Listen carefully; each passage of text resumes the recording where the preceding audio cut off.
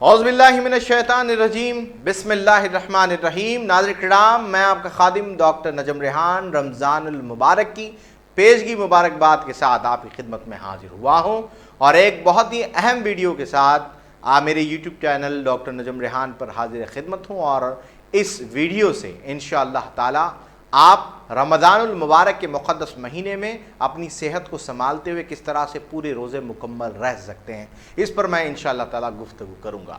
रमज़ानुल मुबारक के मुक़द्दस महीने में सबसे ज़्यादा परेशानी करने वाली दो चीज़ें हैं जो हर आदमी को परेशान करती हैं। एक है प्यास, दूसरा है एसिडिटी का मसला, यानी कि पेट की ख़राबी, तबखीर मैदा। चूँकि हुआ ये कि खुदाए रब्बुल इज़्ज़त ने रमज़ानुल मुबारक के इस मुक़द्दस महीने को हमारे ऊपर इसलिए फ़र्ज़ किया कि बेसिकली 11 महीने जो आपके पेट में ख़राबी थी वो सारी की सारी रिपेयरिंग एक महीने रमज़ानुल मुबारक के मुक़द्दस महीने में हो जाया करती थी। लेकिन मसला ये हो गया कि इस पर बड़े बड़े साइंटिस्ट जिन्होंने इस पर रिसर्च की, डॉक्टर फिनगॉड ने रिसर्च की, और उनका कहना था कि मुझे ताज्जुब होता है जब मैं किसी मुसलमान को शुगर के मर्ज़ में यानी डायबिटीज़ के मर्ज़ में मुब्तला देखता हूँ। तो उनसे लोगों ने सवाल किया कि भैया मुसलमानों में ऐसी कौन सी बात है कि जिसके चलते जो है वो डायबिटीज़ के मर्ज़ में मुब्तला नहीं होने चाहिए और आपको ताज्जुब होता है। तो वह कहते हैं कि मुसलमानों के ऊपर एक महीने के रोज़े जो फ़र्ज़ हैं, ये सबसे बड़ा करम और सबसे बड़ा फ़ायदा इनको यही मिलता है। अगर मुसलमान रोज़ों की तरह रहें जिस तरह से बताए गए हैं तो इंशाअल्लाह ताला वो डायबिटीज़ के मर्ज़ में कभी मुब्तला नहीं होंगे। इसके ऊपर मेरा एक और वीडियो क्लिप इसी चैनल के ऊपर मौजूद है। इसके पीछे की वजह जो है आपका जो है सहरी में खाना खाना, उसके बाद फजर की नमाज़ पढ़ना, उसका हज़म हो जाना, फिर 10 बजे तक आपका मैदा आराम करना। आपका मैदा आराम करते ही आपका जो सेंट्रल नर्वस सिस्टम का आराम करना, सेंट्रल नर्वस सिस्टम के आराम करते ही आपका लबलबा जो है जो इंसुलिन पैदा करता है वो लबलबे का आराम करना, और अपनी तमाम की तमाम क़ुव्वत, जो एनर्जी, जो ताज़गी उसने खो दी थी वो उसको वापस मिलती है, जिसके बाद जो है वो आपके जिस्म को फिर से संभाल लेता था। लेकिन अब क्या हुआ?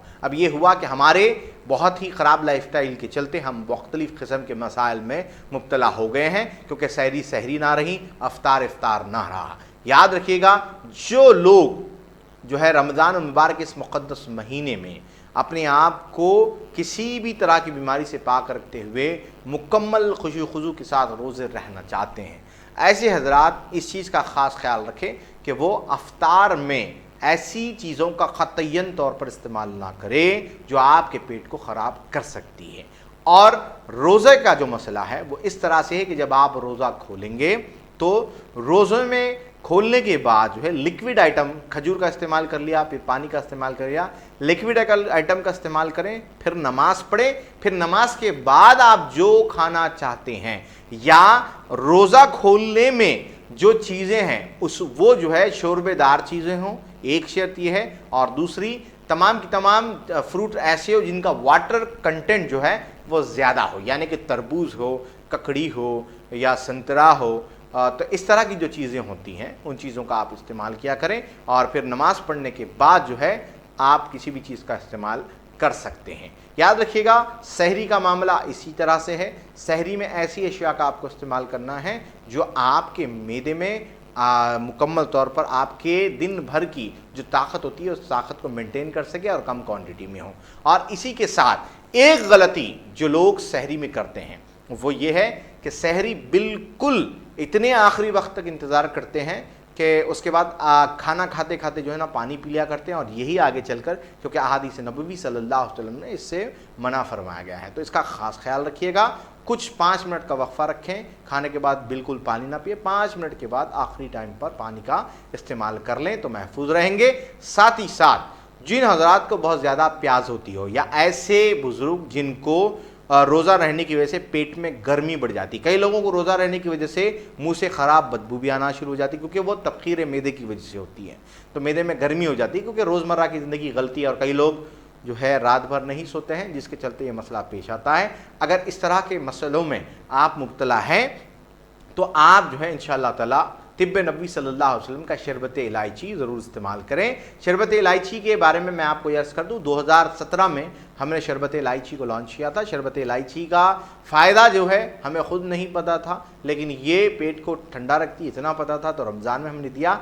कई लोगों के मैसेज आए जिन लोगों के रोज़े ठीक से नहीं हो पाते थे, उनके भी रोज़े हो रहे हैं। तो आप इंशाल्लाह शरबत-ए-इलायची का ज़रूर इस्तेमाल सहरी और इफ्तार दोनों में किया करें। इससे फ़ायदा ये होगा कि आप इफ्तार में जब इसका इस्तेमाल करेंगे तो तरावी के बाद फ़ौरन आपको नींद आना शुरू हो जाएगी, आप आराम कर सकते हैं, फिर सहरी में उठ सकते हैं। और सहरी में जब आप इसका इस्तेमाल करेंगे तो इंशाअल्लाह ताला दिन भर जो तबखीर का मसला होता है और जो प्यास का मसला होता है उसमें आपको आराम मिल जाएगा।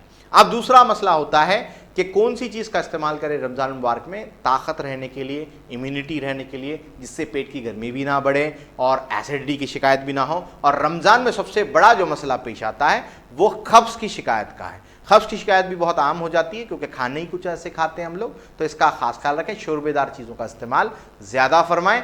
तलबीना बुज़ुर्ग जो है वो तलबीना का इस्तेमाल ज़रूर करें रमज़ान मुबारक के महीने में, ख़ासकर इफ्तार में तलबीना का इस्तेमाल ज़रूर फरमाएं। इससे तबखीर मैदा भी कम होगी, आपके जो है पेट की गर्मी जो है दफ़ा हो जाएगी, ताकत भी आपके जिस्म को मिल जाएगी और माशाअल्लाह जल से मज़ीद जो नुकसानात होते हैं दूसरी चीज़ें खाने से, उससे भी आप इंशाअल्लाह महफूज रह सकेंगे। मज़ीद कोई सवालात हैं नाज़रीन इकराम तो हमारे हेल्पलाइन नंबर जो डिस्क्रिप्शन में दे दिया गया है उसके व्हाट्सएप पर मैं मौजूद हूँ। रमज़ान मुबारक के मुक़द्दस महीने में सेहत के मुतालिक कोई भी सवाल है तो आप मुझसे इंशाअल्लाह सवाल कर सकते हैं। मैं हूँ आपका खादिम डॉक्टर नजमरेहान और मेरे यूट्यूब चैनल के इस वीडियोज़ को ज़रूर दूसरों तक सवाब जारिया की नीयत से पहुँचाए ताकि जो लोग रमज़ान मुबारक के इस मुक़द्दस महीने में मुख्तलिफ़ बीमारी में मुब्तला है वो अपने आप को बचाना चाहे तो वो कॉन्टैक्ट कर सकते हैं। बहुत शुक्रिया नाज़रीन इकराम, अस्सलामु अलैकुम रहमतुल्लाहि बरकातुहू।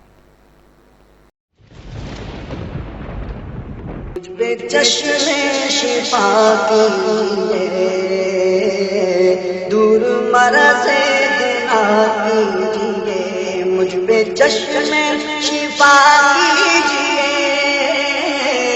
दूर मरज़े गुनाह कीजिए, मुझ पे चश्मे शिफा